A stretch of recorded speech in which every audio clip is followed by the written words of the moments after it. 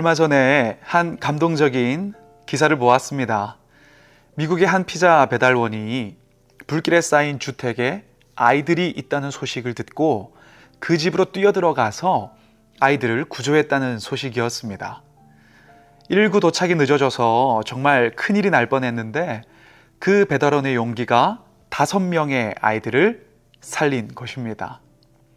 근데 이런 감동적인 소식은 얼마 전 우리나라에서도 있었죠. 8월 초 전국적인 폭우가 내렸을 때 반지하 주택에 갇힌 시민들을 구조했던 분들이 계셨습니다. 한 인터뷰 기자가 그 위험한 상황 속에서 어떻게 그렇게 할 수 있었냐고 물으니까 그 중에 한 분이 이렇게 겸손하게 대답을 했습니다. 단지 그 시간에 제가 현장에 있었을 뿐입니다. 위급할 때 자신만 생각하지 않고 더 위험한, 더 위급한 이들을 돌본 그 모습을 보면서 저는 참 멋있다는 생각을 했습니다. 그런데 여러분, 성경에도 그런 인물들의 이야기가 많다는 거 아십니까? 말씀을 읽다 보면 자신의 유익과 인생만을 위하여 살지 않고 다른 이들을 살리고 세우고 돕기 위해서 간절하게 기도하며 살아간 중보자들이 많습니다. 그중 대표적으로 우리가 잘 아는 모세를 보면 아론과 이스라엘 민족이 황금 송아지를 만들어서 우상 숭배하고 하나님께 진멸을 당하게 되었을 때에 이렇게 기도를 하죠. 하나님, 저들의 죄를 용서해 주십시오. 만일 주께서 저들을 용서하실 수가 없다면 주께서 기록하신 그 책, 그 생명책에서 차라리 제 이름을 지워주십시오. 목숨 걸고 중보하여서 그는 그들의 민족을 살렸습니다. 그리고 오늘 본문을 보면 아브라함도 하나님 앞에서 그렇게 중보했습니다. 오늘 20절과 21절을 보면 하나님은 아브라함에게 소돔과 고모라의 심판에 대해서 이렇게 말씀을 하셨습니다. 여호와께서 또 이르시되 소돔과 고모라에 대한 부르짖음이 크고 그 죄악이 심히 무거우니 내가 이제 내려가서 그 모든 행한 것이 과연 내게 들린 부르짖음과 같은지 그렇지 않은지 내가 보고 알려 하노라. 아마 이 심판에 대한 이야기를 들었을 때에 아브라함의 머릿속에는 소돔에 살고 있던 조카 롯과 그의 가족들이 생각이 났을 것입니다. 그래서 하나님께 이 아브라함은 간절한 마음으로 간청합니다. 어찌 의인과 악인을 같이 심판하려 하십니까? 그 성에 만약 의인이 50명 있다면 심판하지 말아 주십시오. 그래서 하나님은 그 아브라함의 간청을 인정해 주시는데요. 우리가 아는 것처럼 그때 아브라함은 계속해서 그 구원의 기준이 되는 의인의 수를 낮춥니다.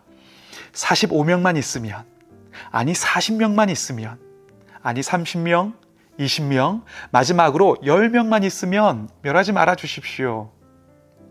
아브라함은 그래도 그 소돔과 고모라 성의 수많은 사람들 중에서 의인 10명은 있을 거라고 생각을 했던 것 같습니다. 그런데 이후에 그런 그의 중보에도 불구하고 소돔과 고모라에는 의인 10명이 없어서 결국 망하게 되어지죠. 그런데 중요한 건 그런 아브라함의 중보가 헛되지 않았다는 것입니다. 그의 중보가 결국 사랑하는 조카 롯을 살리게 됩니다. 창세기 19장을 보면 이렇게 기록이 되어 있습니다. 하나님이 그 지역의 성을 멸하실 때 곧 롯이 거주하는 성을 엎으실 때에 하나님이 아브라함을 생각하사 롯을 그 엎으시는 중에서 내보내셨더라. 여러분, 여러분에게도 나의 자녀, 가족, 교회의 영적 가족들과 같은 사랑하는 사람들이 있으시지요? 그런데 그들을 향해 우리가 할 수 있는 최선이 무엇일까요? 물론 그들에게 여러 방법으로 도와줄 수 있습니다. 마음을 다해 격려하고 물질적인 필요를 채울 수도 있습니다. 그런데 그런 우리의 도움에는 분명한 것은 한계가 있다는 것입니다. 근본적으로 우리는 그들을 온전히 책임져 줄 수가 없습니다. 끝까지 책임지시고 가장 선한 방법으로 그들을 도우시고 채우시고 도우실 분은 오직 하나님뿐입니다. 그래서 우리가 이 사실을 꼭 기억하면 좋겠습니다. 중보기도는 그 하나님을 움직이게 하는 강력한 영적 엔진입니다. 왜냐하면 오늘 아브라함의 말씀처럼 우리가 기도할 때 하나님께서는 우리를 기억하시고 우리의 기도를 생각하셔서, 즉 반드시 기억하셔서 그들의 인생 속에서 하나님은 일하시기 때문입니다. 이런 말이 있죠. 사람이 일하면 사람이 일할 뿐이지만 사람이 기도하면 하나님이 일하신다. 정말 그렇습니다. 그래서 중보기도는 상대방을 가장 지혜롭고 적극적으로 사랑하는 탁월한 영적인 방법인 것입니다. 여러분, 사랑한다면 방관할 수가 없지요. 저는 저와 여러분이 소중한 사람들을 위해 기도하고 또 몸된 교회를 위하여 기도하고 나라와 민족을 위해 기도하는 중보자, 영적 방관자가 아니라 중보 기도자가 되어질 수 있기를 소망합니다. 사실 지금도 우리가 견고하게 설 수 있도록 간절히 쉬지 않고 기도하고 있는 분이 계십니다. 바로 예수님이신데요. 로마서 8장 34절은 이렇게 말씀하죠.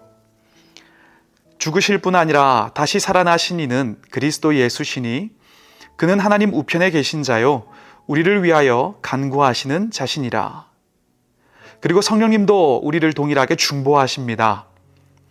이와 같이 성령도 우리의 연약함을 도우시나니 우리는 마땅히 기도할 바를 알지 못하나 오직 성령이 말할 수 없는 탄식으로 우리를 위하여 친히 간구하시느니라. 이 사랑의 중보가 오늘 나를 세우고 존재하게 합니다.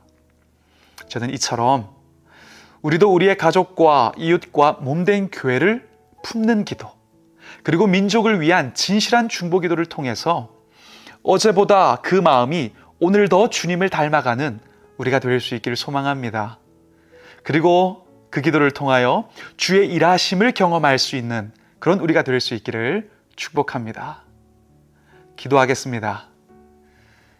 사랑의 아버지 하나님, 우리가 할 수 있는 최선인 중보 기도를 통해서 우리가 늘 깨어 기도하게 하시고 그 기도가 흘러 하나님께서 놀랍게 우리를 위하여, 내가 기도한 그들을 위하여 역사하시는 것을 경험하는 간증이 많은 풍성한 우리의 영적 생활이 되게 하여 주시옵소서.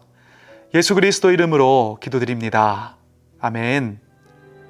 당신이 지쳐서 기도할 수 없고 눈물이 빗물처럼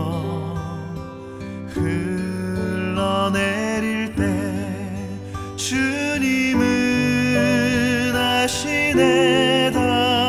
당신의 약함을 사랑으로